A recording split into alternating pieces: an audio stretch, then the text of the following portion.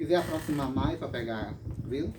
É porque agora acabou que fica a luz aqui em cima. O ângulo tá... Eu digo aproximar, não? Assim. Para pegar, captar o áudio da gente melhor. A fala. O ângulo... Vai ser Ah, da sim, sua sim, câmera? sim, sim. Isso. Ah, é direto para a câmera. Isso. Vamos fazer o teste? É porque agora é o ambiente, aí não... Ah, não vai interferir. Não. Vamos fazer o teste antes. Tá gravando? Tá, aí eu vou botar aqui. Para gravar o Pra áudio gravar o também, áudio, aí depois você pode segura. colocar aí. É. Pronto, tá gravando já. Tem um gravador de áudio não aqui? É melhor um gravador de áudio, que aí que manda pra mim. O Vai arquivo. gravar direto no celular, né? Entendi.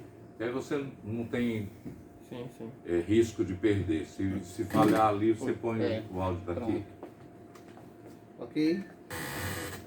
Deixa eu pegar Só ajeitar aqui. essa cadeira. Rang. Nem precisa ir, né? Que aí você coloca o áudio com o vídeo, Ok. não precisa ser tão perto, né? Ok? No Mais Amigos, todo mar azul nunca esconde tempestade.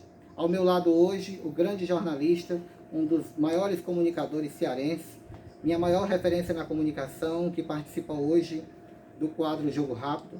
Nonato, primeiro quero dizer que essa minha calma, essa aparente tranquilidade é apenas um disfarce, porque afinal eu estou diante do meu ídolo e da minha maior referência da comunicação. Olha, eu espero que seja um disfarce, porque você está tão calmo, tão tranquilo, que não é para dar medo não. Muito obrigado pelas referências boas que você faz.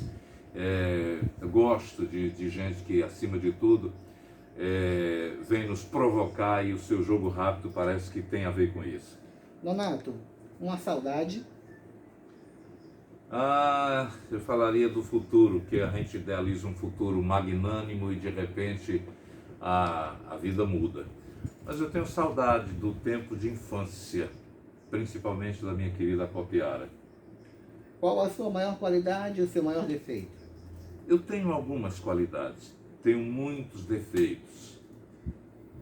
Eu acho que preguiça, também vou aproveitar, preguiça, de deixar para amanhã o que deveria fazer logo em termos das minhas produções. Do trabalho não, sempre procuro realmente seguir. Mas tenho realmente algumas prioridades minhas que eu estou deixando para depois, e muitas vezes eu me critico por isso. Nonato, religião para mim serve para... Integrar-se a Deus, ao cosmos, ao infinito e às pessoas também. Eu choro quando... Sempre que houver necessidade de alegria ou de tristeza. Ainda ontem, nós estamos aqui no dia 23 de julho, eu passava por um sinal e vi um cidadão com cartaz, tenho fome, tenho 2 filhos e tal. Eu achei o vidro, dei uma esmola, mas me deu uma curiosidade. O que é que você faz? Eu era comerciário, veio a pandemia, me tirou. Quando eu voltei, já não existe espaço, não estou encontrando dificuldades. Para meus filhos não passarem fome, nem a minha esposa, eu vim para o sinal. Eu acho isso a coragem daqueles miseráveis que não tem vergonha de dizer assim, não, eu estou precisando. Que muitos poderiam dizer, não, eu vou me virar do que houver, vou roubar, vou furtar alguma coisa.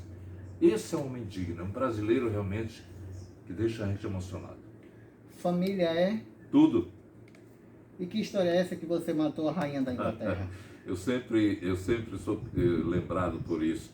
Tinha 13, 14 anos na Rádio Iracema de Iguatu, trabalhava como rádio escuta, e deu uma edição extra, a gente copiava o noticiário nacional e internacional, os outros tinham 2 ou 3 pessoas que faziam o local, e aí eu era o responsável pelo nacional e internacional. E deu uma edição extra, o rádio tinha muita interferência no interior, eu acho que hoje em dia não tem mais não, devido aos novos processos, mas nos anos 60 por aí tinha.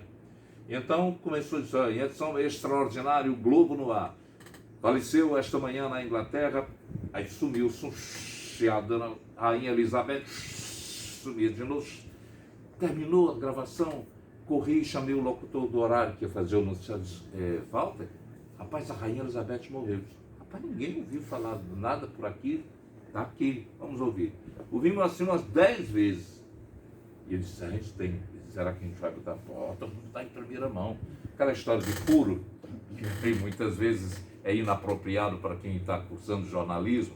Não vá pelo furo, vá pela confirmação da notícia em outra fonte.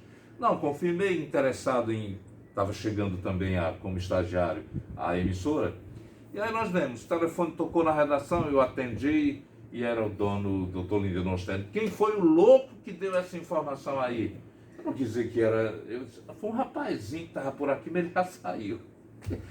Diga a ele que quem morreu foi uma tia-avó da Rainha Elizabeth, pelo amor de Deus, compõe a notícia. Nós fizemos, lastimamos até hoje, mas a Rainha Elizabeth eu acho que está agradecida.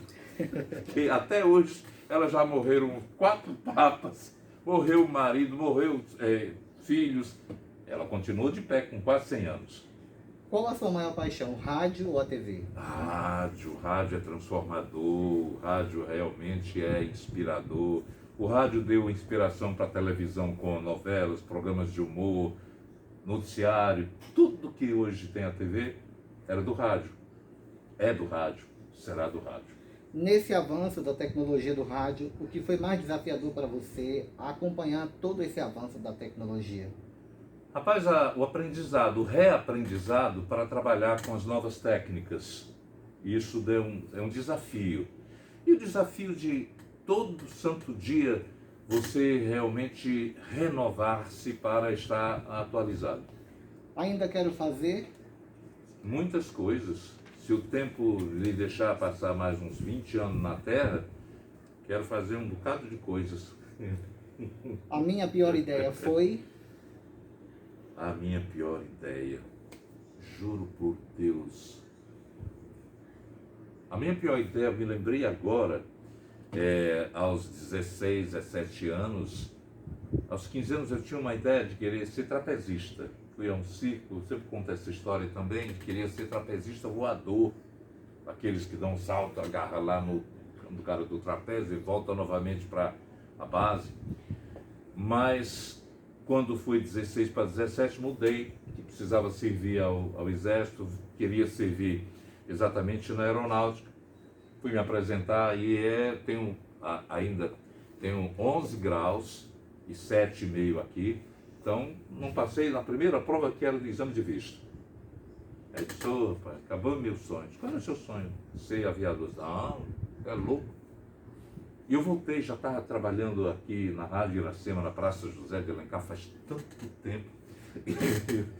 Eu cheguei e estava no ar, de repente você no estúdio tem a plaquinha no ar, para evitar que alguém entre na hora que esteja uma função. Aí a ficha caiu, disse, olha, eu queria ser trapezista para estar no ar, queria ser aviador para estar voando. Deus me colocou generosamente bem para estar no ar da rádio, para evitar que eu pudesse quebrar umas pernas lá embaixo do trapézio, eu pudesse derrubar um avião e matar muitas pessoas. Deus é sábio. Sobre o projeto do CD. Um CD de músicas minhas que eu tenho, inclusive com outros parceiros, e a gente vem adiando aquela história que eu deixei, venho adiando. É o CD e o livro. Eu estou botando plano para 2022. Eu gosto tanto desse número, 2022. Como personagem histórico eu queria ser, quem e por quê? Tem tanto personagem histórico fantástico, eu quero ser eu mesmo. Mas se eu pudesse... tem 2 figuras. O Tomás Antônio Gonzaga, do Inconfidente, que eu já, fora, eu falei com você, que é uma figura realmente da lendária libertação deste país. E se fosse mulher, queria ser Santa Teresa d'Ávila. Olha, querendo ser Santa Teresa, pela boníssima virtude que ela tinha de conversar com Deus de uma maneira tão gentil. Ela um dia, se não for levar muito tempo, ela um dia estava lavando, as irmãs eram sorteadas, olha, hoje é você quem vai lavar os utensílios da janta. E ela estava lavando, deu 6 horas, a hora do Ângelo, a capela tocou lá no convento, ela tinha que ir, todo mundo tinha que largar. E ela disse, Deus, está na hora de ir. Mas o Senhor, que é também dos pratos, dos talheres, me ajude a lavar isso aqui, que é a mesma forma, a melhor forma de oração é o trabalho. Acho isso de uma significância fantástica, que não precisa você dobrar os joelhos para se sentir próximo a Deus. Basta você realmente fazer o que tem que fazer. Um grande medo. Da vida, a gente sempre tem medo da vida, dos aumentos, sempre a gente está enfrentando, da perda de pessoas queridas, mas embora eu não tenha mais medo da morte. Eu nunca mais pretendo. Repetir o que talvez fiz e errei e não me lembro. São tantos erros. Provavelmente um desses, não pretendo repeti-los. Durante todos esses anos à frente do Barra Pesada, você conseguia, no término do programa, muitas vezes assuntos muito difíceis de lidar, informação sempre muito difícil, você conseguia se desprender? Como é que você trabalhava o seu psicológico de um dia tão intenso, com informações ali tão difíceis? Na era da tecnologia, quem inventou o computador colocou uma tecla lá, delete. E a gente deletava. Eu chegava no meu prédio e o rapaz da portaria disse: seu Nonato, que crime horrível é aquele? Disse: qual? Aquele da fulano de tal. Disse: me lembrando, você está me lembrando?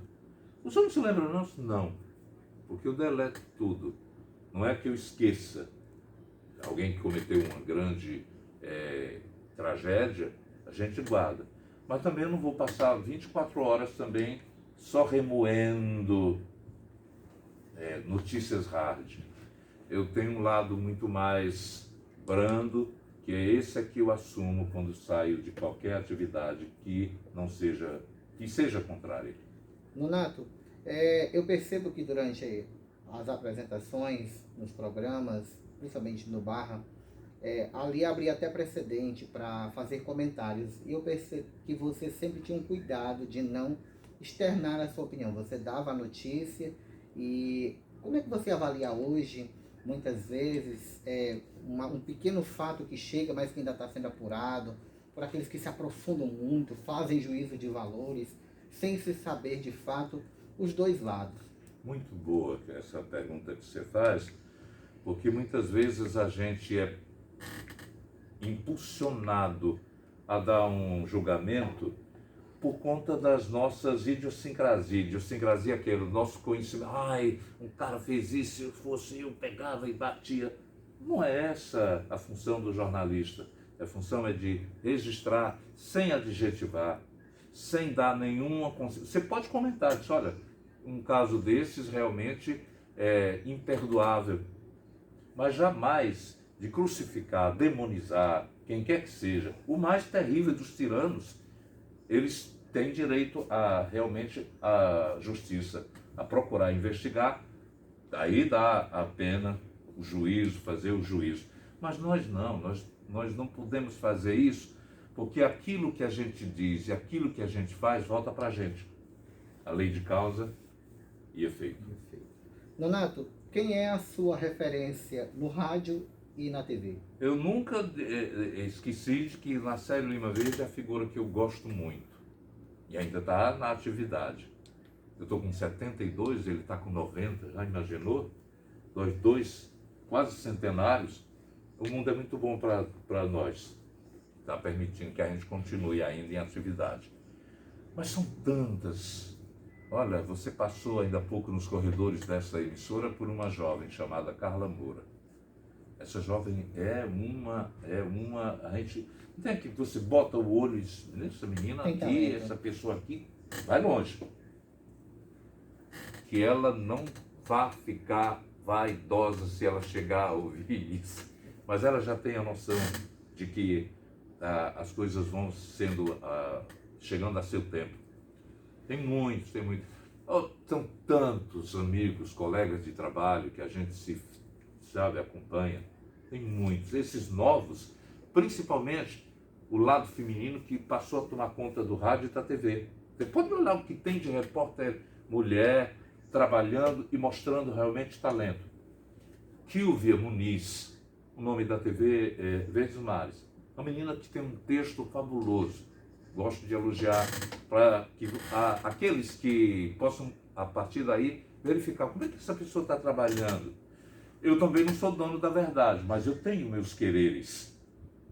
E aquilo que me bate como conceito de bom, é bom sempre defini-lo. Quem é Nonato Albuquerque por Nonato Albuquerque? Eu vou dizer a besteira que eu sempre digo brincando. Eu sou eu, depois de mim só meu retrato.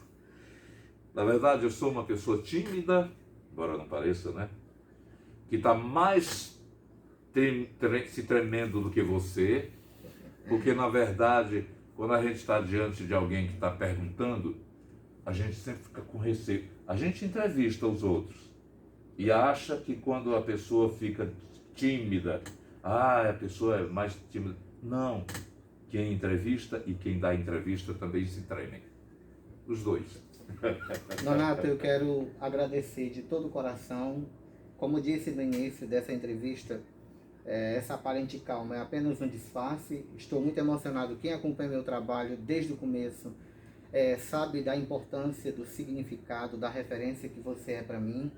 Como eu vinha lhe falando ali nos bastidores, em todas as minhas matérias, coberturas, o meu clichê inicial, a minha primeira fala em todas as matérias é o "no mais amigos", que é uma expressão que você sempre usava na leitura ali do editorial do Barra Pesada.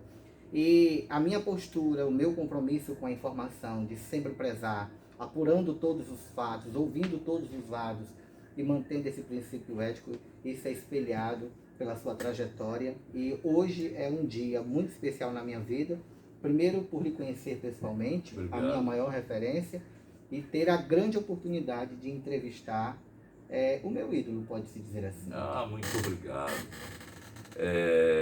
Confúcio, se não me falha a memória, que diz: aqueles que realmente são bondosos que já estão lá num degrau bem alto da evolução. Talvez pela sua bondade, a maneira como você me vê, me deixa com mais responsabilidade, porque a gente, quando recebe um elogio, não é para si, mas não, meu Deus, essa pessoa pensa isso de mim, eu tenho que ser melhor do que eu sou até agora. Então, muito obrigado pela maneira gentil como você fala de Nonato. Deus abençoe.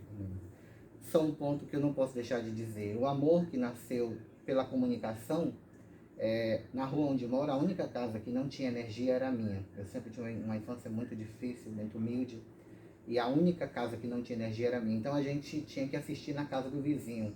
E eu estudava pela manhã, e no horário da tarde, que era o Barra Pesada, eu ia assistir na casa do vizinho e adorava muito a parte do editorial. E foi nos seus editoriais que nasceu essa vontade de um dia ficar na tela, trabalhar com notícia, e hoje muito feliz e estou extremamente realizado. Obrigado, Marcos Aurélio. A gente tem a mesma origem. Eu sou origem também filho de um operário, neto de agricultor, que tivemos dificuldades, passamos dificuldades. Então, quando eu falei de uma saudade da minha infância passada em Acopiara, quando a gente não tinha ainda dificuldades, mas numa época, por exemplo, de Iguatu, onde comecei a minha vida profissional, gente, nós passamos dificuldades incríveis, mas sempre tivemos a bondade e a obsequiedade dos vizinhos. Você fala dos vizinhos, já fui televizinho também, e a gente sempre agradece. Às vezes nem se lembra dos vizinhos depois para ser grato. Você está lembrando. Que bom. Um vizinho é um exercício de paciência e de amor à vida que a gente tem. Principalmente quando o vizinho é difícil, que nos dá a lição de paciência. Bem, gente, conversei aqui com um dos maiores comunicadores do estado do Ceará, radialista, dono de uma voz inconfundível, Nonato Albuquerque. Quem marca o nosso tempo faz história e a notícia passa por aqui. Ai, meu Deus, deu certo. Eu digo eu.